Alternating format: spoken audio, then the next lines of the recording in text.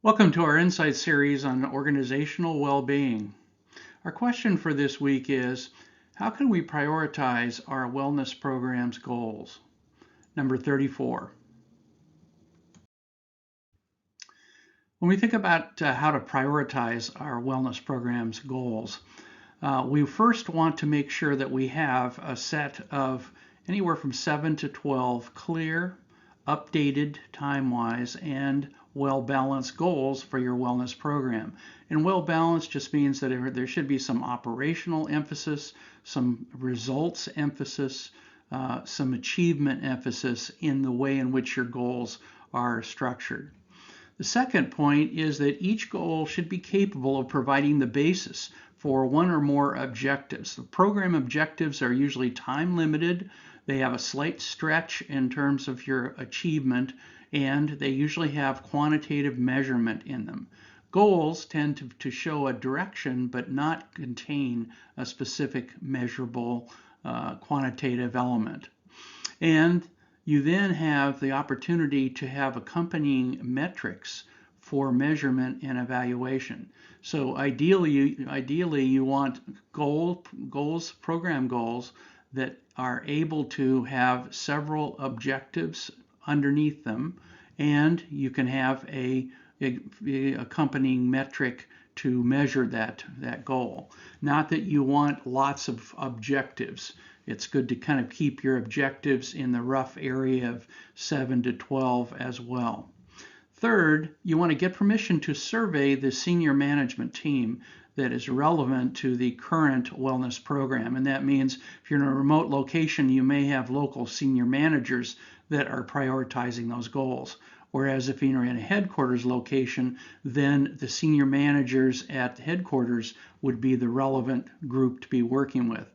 And then you want to include other key managers as appropriate.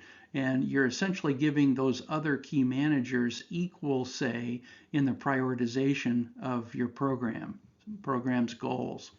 Fourth, you want to plan the logistics of how the survey process will be carried out.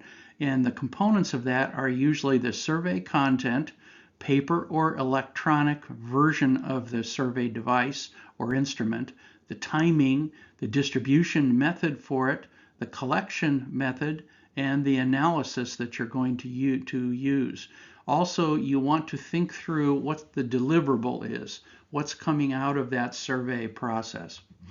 The fifth point is that we want to include in the survey a question which asks each senior manager that we are surveying to stack rank the various program goals. And that essentially means that they say what is their top goal, their number one goal, their number two goal, their number three goal. And we basically, in a sense, force them into putting that kind of prioritization on the goals.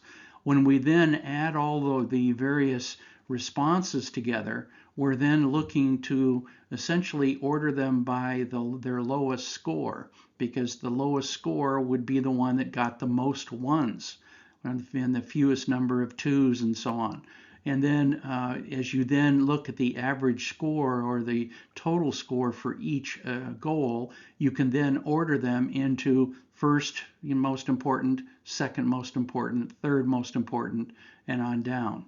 You can also ask some additional key questions, such as those that you're going to see in a survey instrument sample that follows. The sixth point is that once the surveys have been completed, tally them to arrive at a prioritized list of your program goals. And there you're looking at what's the one with the lowest score, the second lowest score, third lowest score, and so on. The seventh point is that we want to create a summary of all the questions from the original survey, identifying the N or sample size for each question, because some questions oftentimes don't get answered. And so there's fewer responses that compose those answers. And you want to tell the people that are looking at the survey results about that difference. And we want to summarize the answers provided by senior managers that were surveyed, and that's on all the questions in the survey device. The eighth point is that with your supervisor, you want to translate the answers provided by the senior managers in the survey to the specifics of how the information will be used to design, implement, and evaluate your employee wellness program. And finally, the ninth point is that periodically you want to resurvey the senior management team, particularly as it changes. New people come in and other old people go out, to update their priorities for the wellness initiative. So in summary, these are some of the steps you can go through. These are the clear steps that you can use to get senior management to prioritize your wellness program's goals.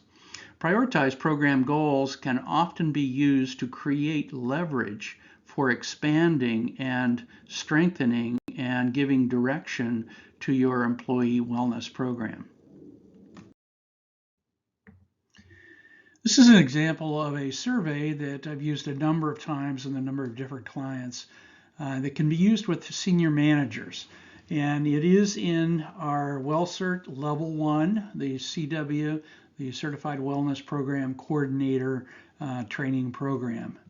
Now, this particular tool is from Level 1. It's Tool 1-2. And the title of this one is Quick Senior Management Survey on Wellness.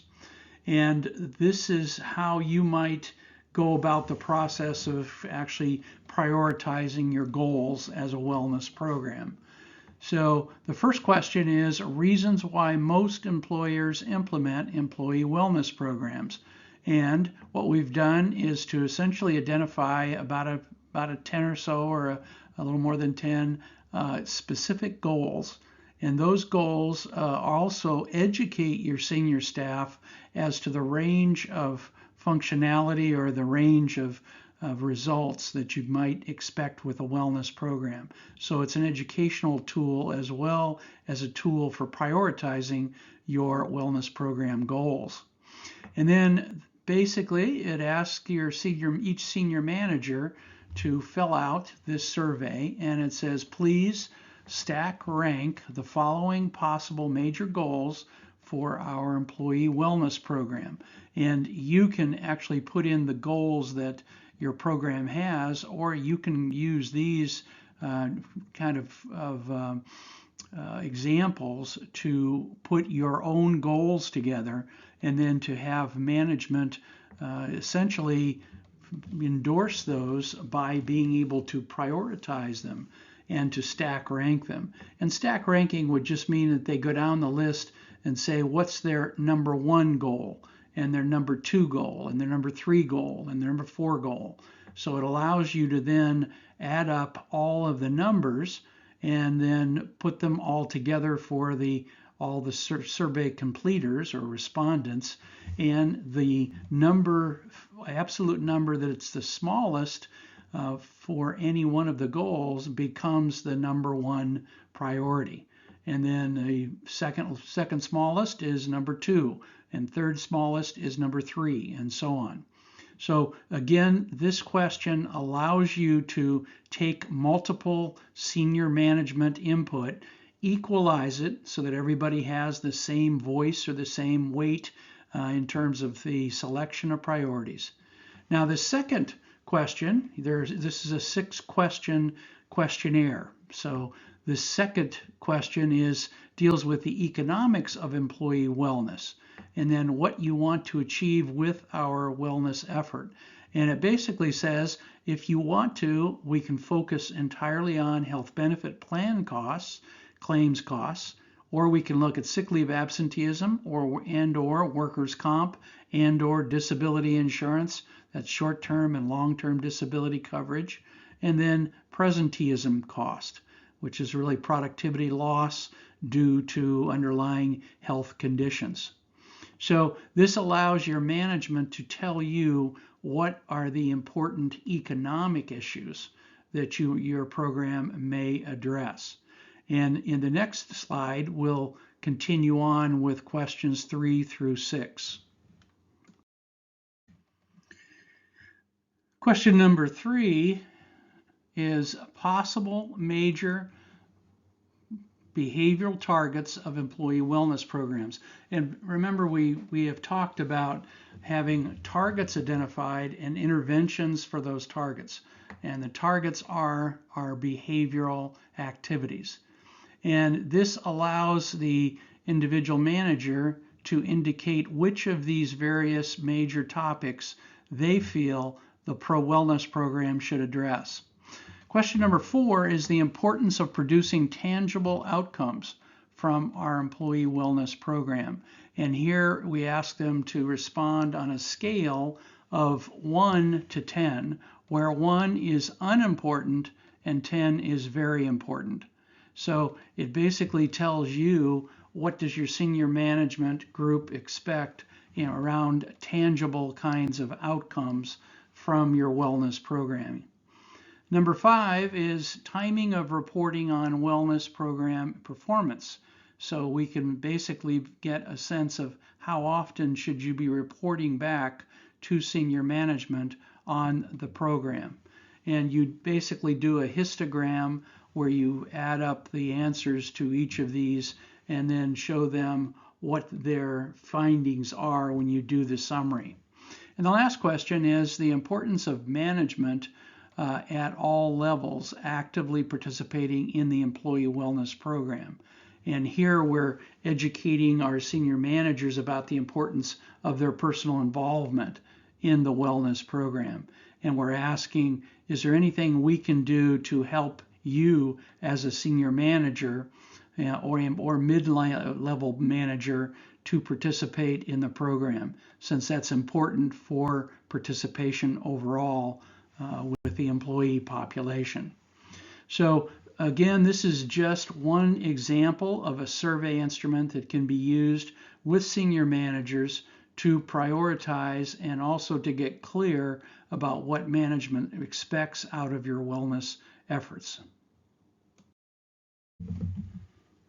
Now, for more information on this topic, try putting the following search strings into your web browser. Prioritize goals of employee wellness programs, goals, objectives, and metrics of wellness programs, prioritization processes, and this next week we will address the question, how should program goals be used to evaluate our employee wellness program? For more information on this topic, please search on the web for the WellCert program.